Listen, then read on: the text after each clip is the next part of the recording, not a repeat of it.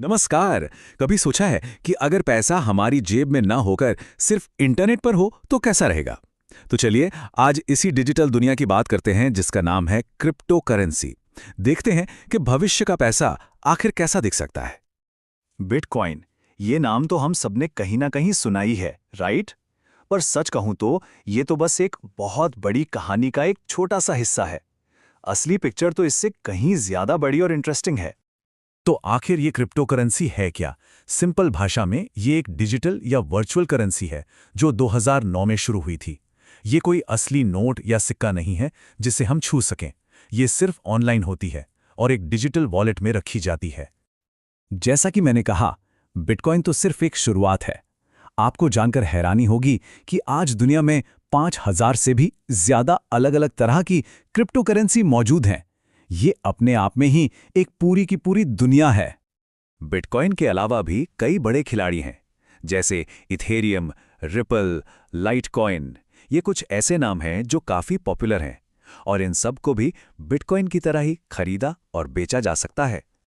अब बात करते हैं उस सबसे जरूरी चीज की जो क्रिप्टो करेंसी को हमारे आम पैसों से बिल्कुल अलग बनाती है, और वो ये है कि इस पर किसी भी सरकार का कोई कंट्रोल नहीं होता। यहाँ पर यह अंतर बहुत साफ साफ दिखता है। एक तरफ है हमारे रुपए, डॉलर या यूरो, जिन पर सरकार और सेंट्रल बैंक का पूरा कंट्रोल है।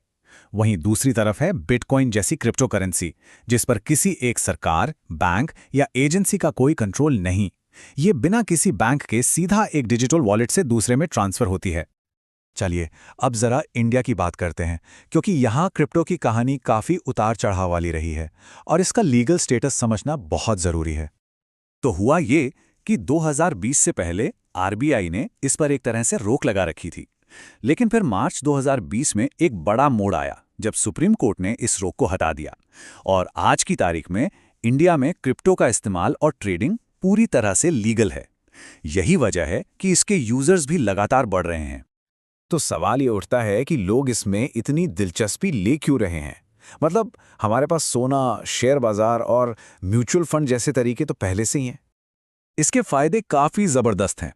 जरा सोचिए, दुनिया के किसी भी कोने में बस कुछ ही पलों में पैसा भेजना, वो भी ना के बराबर फीस पर। कोई बैंक नहीं, कोई बिचौलिया नहीं। इससे लेन देन न सिर्फ तेज होता है बल्कि ज्यादा सिक्योर और प्राइवेट भी रहता है। और आपको पता है इस नई टेक्नोलॉजी को कौन सपोर्ट कर रहा है? दुनिया के कुछ सबसे बड़े और प्रभावशाली लोग।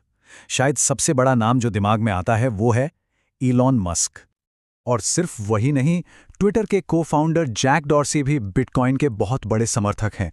उनका तो ये मानना है कि ये इंटरनेट की अपनी करेंसी बन सकती है। सिर्फ लोग ही नहीं बल्कि अमेज़न और वॉलमार्ट जैसी दुनिया की बड़ी बड़ी कंपनियां भी अब इस स्पेस में कदम रख रही हैं, जो बताता है कि ये चीज कितनी तेजी से बढ़ रही है। अच्छा, इतना सब जानने के बाद अब सवाल ये आता है कि अगर इसमें निवेश करना हो तो शुरुआत कैसे करें? क्या ये बहुत मुश्किल है? आपको जानकर हैरानी होगी कि ये ऑनलाइन शॉपिंग करने जितना ही आसान है। बस कुछ आसान से स्टेप्स हैं। एक अच्छा भरोसेमंद क्रिप्टो एक्सचेंज ऐप डाउनलोड कीजिए, अपने मोबाइल नंबर और ओटीपी से साइन अप कीजिए, अपना डिजिटल केवाईसी पूरा कीजिए, बैंक अकाउंट जोड़िए और बस पैसे जमा करके आप निवेश शुरू कर सकते हैं। और सबसे कमाल की बात पता है क्या है?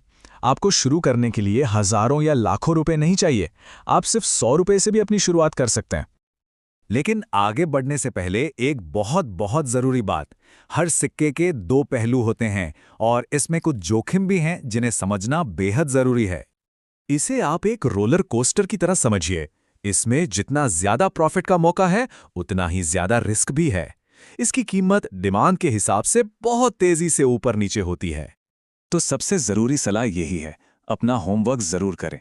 किसी भी क्रिप्टो करेंसी में पैसा लगाने से पहले उसकी हिस्ट्री देखिए, उसकी परफॉर्मेंस को समझिए। ज्ञान ही रिस्क को कम करने का सबसे अच्छा तरीका है। तो आखिर में सवाल यही बचता है, क्या क्रिप्टो पैसे का भविष्य है या फिर बस एक जोखिम भरा दांव? इसका जवाब तो शायद आने वाला वक्त ही देगा। लेकिन एक बात तो तय है, ये एक ऐसी क्रांति है जिस पर नजर रखना तो बनता है।